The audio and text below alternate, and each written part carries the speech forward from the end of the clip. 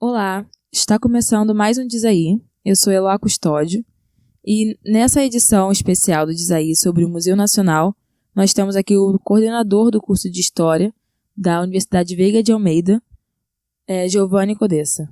Olá, tudo bem? Prazer estar aqui, obrigado pelo convite. É um convite para falar de um assunto que é triste, né?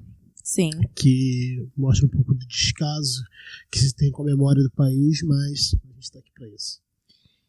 Giovanni, o museu pegou fogo por completo no último domingo, dia 2. Era um museu de 200 anos, o mais antigo do Brasil, certo? O mais antigo do Brasil, um dos mais antigos também da América. Um dos mais antigos da América. Ele tinha 20 milhões de peças e naquele museu nós também tínhamos, era o centro de pesquisa, ele era vinculado à Universidade Federal do Rio de Janeiro, né? Qual o valor histórico desse museu para a história do país? Em relação ao incêndio, algumas partes não foram atingidas, né? O último boletim que saiu do próprio museu, ele dá conta de que o prédio anexo e o horto foram preservados em relação ao incêndio. Então, existem algumas coleções e a Biblioteca Central e a parte do Laboratório de Preservação e Restauro não se perdeu com o incêndio. Porém, tudo aquilo que estava, né, para a visitação se perdeu, o próprio prédio, né, em si, a questão do teto, do telhado, das sancas, né, isso tudo, infelizmente, agora só para quem visitou por foto ou um trabalho que vai se fazer para frente.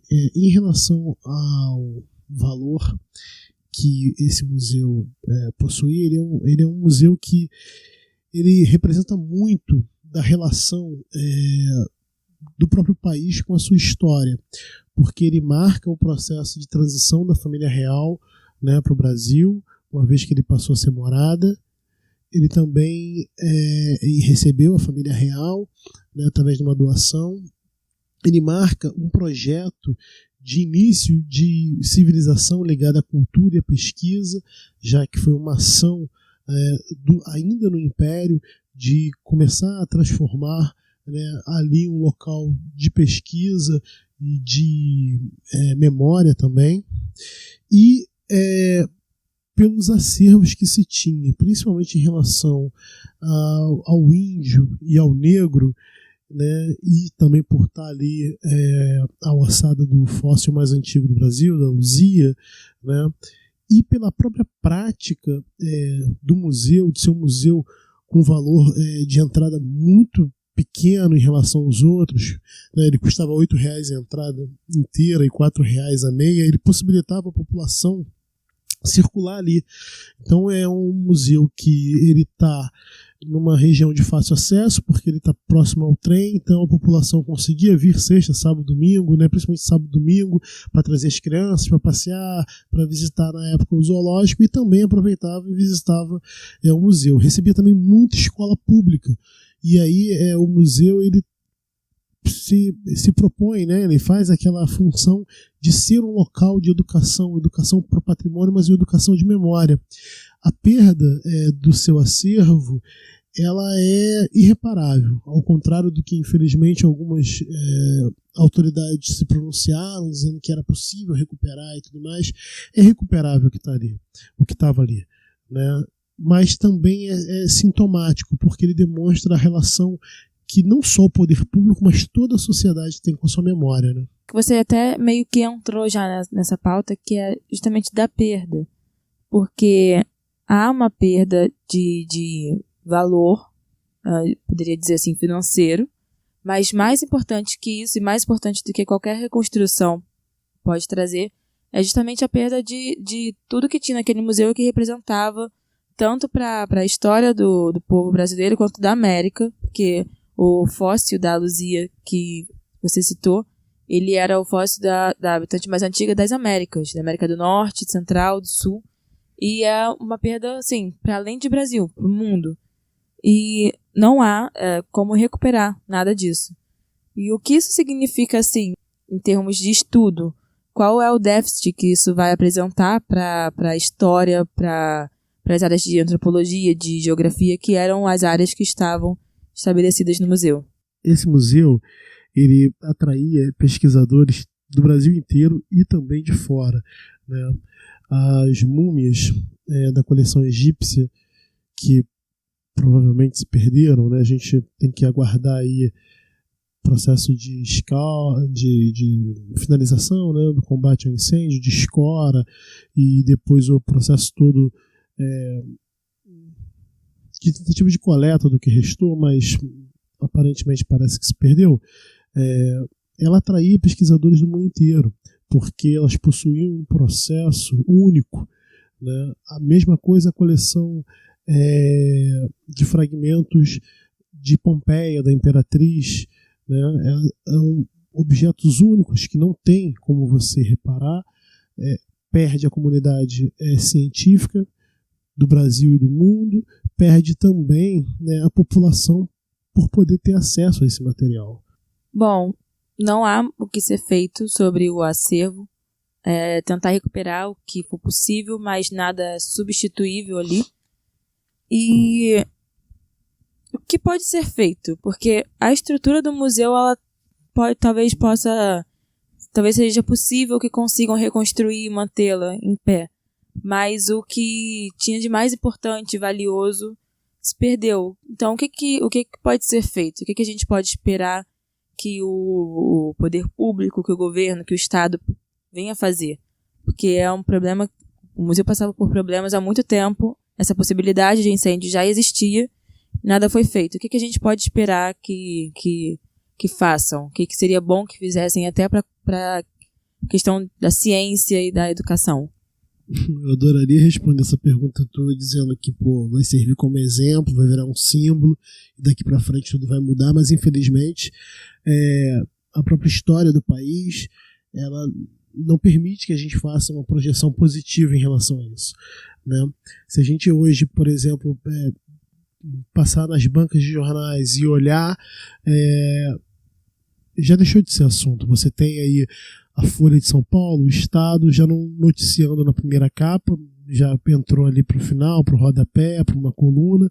Você tem o Globo, que é um jornal que é editado no Rio de Janeiro, apesar de ser nacional, que dedicou ainda meia página, mas daqui a pouco isso deixa de estar na mídia, né? E as pessoas vão esquecer, tirando aquelas que estão mais diretamente ligadas, os funcionários, os professores, né, quem utilizava o museu, quem tem uma preocupação com a memória, a tendência é que isso caia no esquecimento, e ao cair no esquecimento o poder público também para de fazer, né, porque o próprio jornal o Globo, desde 1978, ele noticia a possibilidade de incêndio no museu.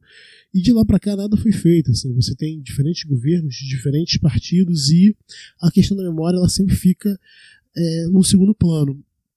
Existe um outro processo que é grave também, é a gente analisar esse incêndio dentro de um contexto maior, independente do que motivou o incêndio em si, se foi um curto, se foi um balão, e independente se tinha água no hidrante ou não para realizar o combate, você tem aí desde 2011 6 incêndios sistemáticos em prédios da Universidade Federal do Rio de Janeiro que demonstram, no mínimo, uma ausência de política voltada para essa instituição. E aí a gente tem que se perguntar, e alguns deles também em prédios históricos e prédios tombados, a gente tem que se perguntar se aprendeu algo com o passado, né? Se não aprendeu algo com o passado, será que a gente pode esperar que vá aprender algo a partir desse incêndio? Então, mais do que nunca, eu acho que para aqueles que se preocupam com a memória, para aqueles que se preocupam com a educação no país, com a cultura do país, a gente tem que fazer um exame de consciência, assim. O poder público é culpado pelo que aconteceu, seja ele desde a esfera federal, a esfera municipal, né? Os seus gestores, não vi, e aí se eu estiver errado, me desculpa, mas eu não vi em nenhuma mídia, nenhum deles assumir qualquer tipo de responsabilidade sobre o ocorrido, é um jogo de empurra, Mas nós, sociedade, também temos a nossa parcela de responsabilidade. Está lá no artigo da Constituição que todos nós somos responsáveis pela preservação do patrimônio, né? E a gente nada fez também. As pessoas que foram lá, que visitaram, eu mesmo, outubro do ano passado, eu estive no museu visitando com as minhas filhas, voltei lá outras vezes, mas a trabalho como professor de escola e aqui da faculdade, né? Mas como visitante, como cidadão comum, não exercendo a minha profissão, eu estive lá, vi vários problemas e nada fiz também, né? Outras pessoas também passaram, milhares de pessoas também passaram. Então a gente tem que ter uma consciência de que é função sim do poder público, mas também é nossa enquanto cidadão. Todos nós somos responsáveis. É a nossa memória que está sendo apagada, né? É a nossa memória que está sendo destruída. E na ausência de memória de um povo, você consegue construir uma outra memória, uma outra cultura. Então, o museu ele preservava muito de uma cultura que já é pouco representada pelo poder público, tem poucos espaços, que é indígena e que é negra. E aí, a perda desse museu, eu acho que impacta muito sobre essas duas culturas, que é a base de formação da sociedade brasileira.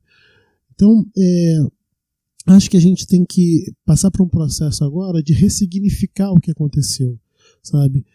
Existem dois caminhos: tentar se recuperar o museu ali onde ele está, como ele era, e aí, né, lendo o que tem saído na mídia, você tem lá processos de impressora 3D que você pode, né, refazer o que estava ali, não com a importância que tinha, mas visualmente ele estará representado, ou por projeção e tudo mais. Mas de todas as possibilidades que eu vi, né, de diferentes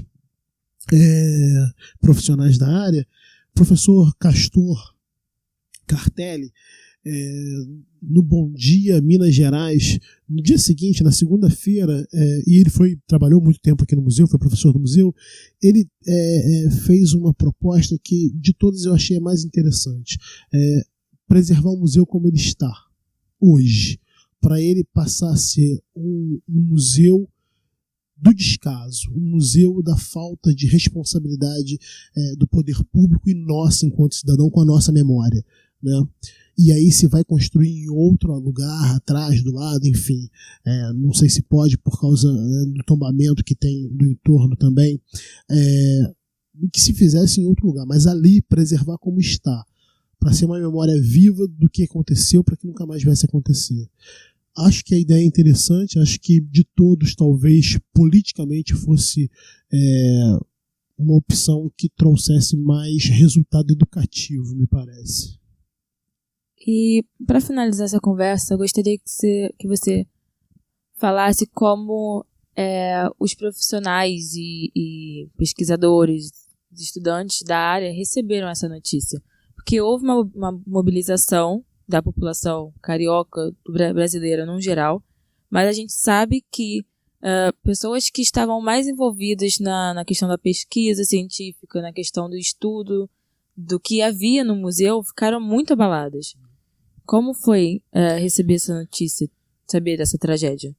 No próprio domingo, durante o incêndio, já por grupo de WhatsApp, algumas coisas pelo Face, mas principalmente pelo WhatsApp, né, a gente começou a ter contato com alguns colegas que trabalham lá, né, que estavam ali na tentativa de entrar junto com o bombeiro no meio daquela fumaça, da escuridão, e tentar salvar alguma coisa. E aí começa a chegar relatos de pessoas que você conhece, que trabalham, né, que tem de pesquisa sendo desenvolvida dentro do museu.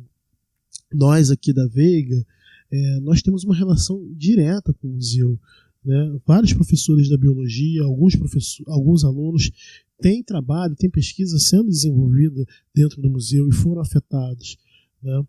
E foram afetados de uma forma muito dura, assim. Em alguns casos se perdeu toda a pesquisa, todo o trabalho de um mestrado, de um doutorado. O turismo também tem trabalho, a história, ano passado nós tivemos um trabalho junto a eles, mas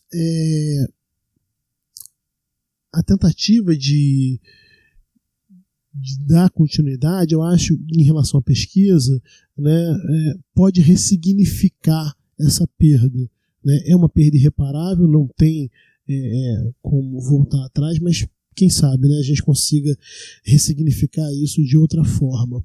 Infelizmente, paralela a tudo isso, né, a gente acaba recebendo, e principalmente através de grupo de WhatsApp, que é uma coisa que tem menos cerceamento do politicamente correto, né, coisas absurdas, do tipo, se queimou a Lei Áurea, então está revogada o fim da escravidão. Até nesse momento, um momento de dor, né, para a sociedade inteira, para a sociedade brasileira e comunidade mundial, em pesquisa e tudo mais, você percebe, né, todos os conflitos que ainda tem dentro da nossa sociedade, os preconceitos, o racismo. E esse museu ele servia para isso. A função básica dele de uso, né, no cotidiano de quem estava ali levando aluno de ensino fundamental, ensino médio, e os alunos aqui da universidade, a gente via isso, né? Como aquele museu despertava a curiosidade dos alunos e principalmente a consciência, né, de que é necessário, né, ter esse tipo de educação e principalmente o respeito. Era um museu que trabalhava a questão cultural, né? E aí nós perdemos isso. E aí, ao mesmo tempo que você está ali se lamentando pela perda do acervo, né, você tem já esse tipo de fake news correndo, né, esse preconceito que está disseminado de uma forma ou de outra na nossa sociedade, que está polarizado hoje em dia, né? Então é uma perda grande, assim. Não tem como reparar o que foi perdido, sabe? A estrutura está lá, está de pé, pode ser que ela venha a ser preservada, vai precisar ainda de um laudo técnico para saber, né? Tomara que consiga se preservar pelo menos a estrutura, mas o que tinha dentro, para a nossa história, ele vai ficar marcado para sempre. Vai ficar marcado como um descaso da sociedade como um todo em relação à sua memória. Eu gostaria de agradecer, Giovanni, por ter vindo falar com a gente sobre esse assunto que é muito sério e preocupante, que deve ser tratado de forma corriqueira, deve ser um assunto que não deve ser perdido, deixar passar, igual geralmente acontece com grandes tragédias no nosso país. Fico muito agradecida pelo seu depoimento, pela sua palavra. Nós, da Rádio UVA, lamentamos muito o que aconteceu e que o governo, os governos, mais a sociedade possam entender esse problema e não permitir que aconteça. Muito obrigada. Eu que agradeço, obrigado. A Veiga é um espaço que sempre manteve um diálogo com o museu, não só pela questão da proximidade, mas pelas pesquisas e pelo trabalho que vem sendo realizado em parceria. Amanhã nós vamos estar lá com uma turma realizando um trabalho. Infelizmente é triste você vir, né, a rádio para falar de uma perda tão doída para a sociedade, mas é necessário a gente discutir daqui para frente, discutir quais são os caminhos para conseguir se preservar de forma correta a memória e o que vai ser feito com esse patrimônio. Obrigado. Esse e mais outros programas do Diz Aí estão disponíveis no SoundCloud, no Facebook e no Instagram da Rádio UVA. Até a próxima.